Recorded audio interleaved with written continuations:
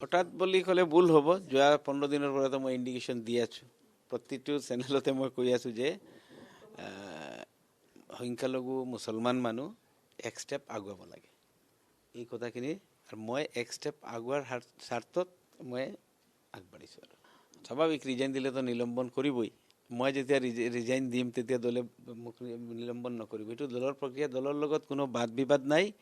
মই ব্যক্তিগত কোনো কাৰণে দল এৰা নাই। মৌলানা বদৰুদ্দিন আজমল সাহেব এবুল লিডাৰ, তেওঁ এজন ছ'চিয়েল ৰিফৰ্মাৰ, ভাল মানুহ, is a good human being.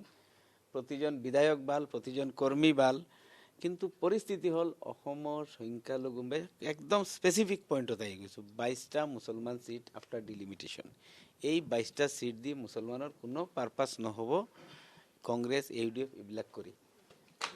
যেহেতু মেজৰিটি মানুহ, যেতিয়া মেজৰিটি গৰিষ্ঠ মানুহখিনি, হিন্দু মানুহখিনি যি পক্ষত থাকিব তাৰ লগত এক ষ্টেপ আগবঢ়াই নিজৰ সমস্যাখিনি সমাধানৰ কাৰণে মুছলমান মানুহখিনি আগবাঢ়িব লাগিব। একেবাৰে খোলা মেলা কথা, তাত কোনো ৰাগ নাই। ডেমক্ৰেচিত কোনো পৰ্যায়ে সংখ্যালঘু মানুহখিনি কোনো পৰ্যায়ে গেইনাৰ হ'ব নোৱাৰিব। তেওঁলোকৰ মতামতখিনি কোনো দিনই সংখ্যালঘুৰ মতামতো অগ্ৰাধিকাৰ নাথাকিব। সেইকাৰণে মই এক ষ্টেপ আগবাঢ়িছোঁ যে মানুহখিনি আগবাঢ়ক, আমাৰ সমস্যাখিনি। আজি উচ্ছেদ হৈছে, ইটো অন্যায় হৈছে, সিটো ন্যায় হৈছে, উচ্ছেদ লৈ কাৰো কোনো আপত্তি নাই। উচ্ছেদ লৈ মই এক্সাম্পল সেইটোৱে দি আছোঁ। প্ৰতিটো মুছলিম এৰিয়াত গ'লে ক'ব উচ্ছেদ কৰি লৈছে, উচ্ছেদটো কৰিছে, উচ্ছেদ লৈ আপত্তি কোনো মুছলমানৰ নাই। কিন্তু কোনোৱে নিবিচাৰে যে ফৰেষ্টত মানুহখিনি থাকক, অবৈধভাৱে জমি দখল কৰক। আজি যদি NDAৰ পাৰ্ট হওঁ, আমি যদি মানুহখিনিৰ সমস্যাখিনি আগভাগ লৈ দাঙি ধৰিব পাৰোঁ প্ৰপাৰ মেনাৰত, দলীয় ফৰামতে হওক, আমাৰ NDAৰ ফৰামতে হওক, মুখ্যমন্ত্ৰীৰ তাতে হওক, তেতিয়াহ'লেতো এটা ডিছকাশ্যন হ'ব। এতিয়া ৰাজনৈতিকভাৱে 22জন বিধায়কৰ কোনো গুৰুত্ব যাতে নাথাকিব, তাত খোৱা কামৰা কৰি কেইবাজন যাব UDFত, কেইবাজন জিকিব কংগ্ৰেছত, 2-এজন হয়তো আন দলতো জিকিব পাৰে। মইতো আশা কৰি আছোঁ 4টা আমিও পাম।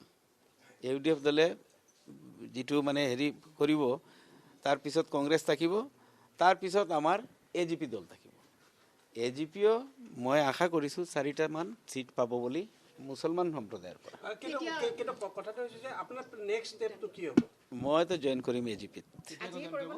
আজি নকৰোঁ, জনাম আপোনালোকক 2-এদিনতে জইন কৰিম। মোৰ দলীয় বহুত ৱাৰ্ড কমিশ্যনাৰ আছে, পঞ্চায়তৰ প্ৰতিনিধি আছে, জিলা পৰিষদ আছে, আৰু মোৰ কংগ্ৰেছৰ বহু সতীৰ্থ সোণাইৰ, বিশেষকৈ সোণাইৰ, তেওঁলোকেও আৰু AGPত জইন কৰিব।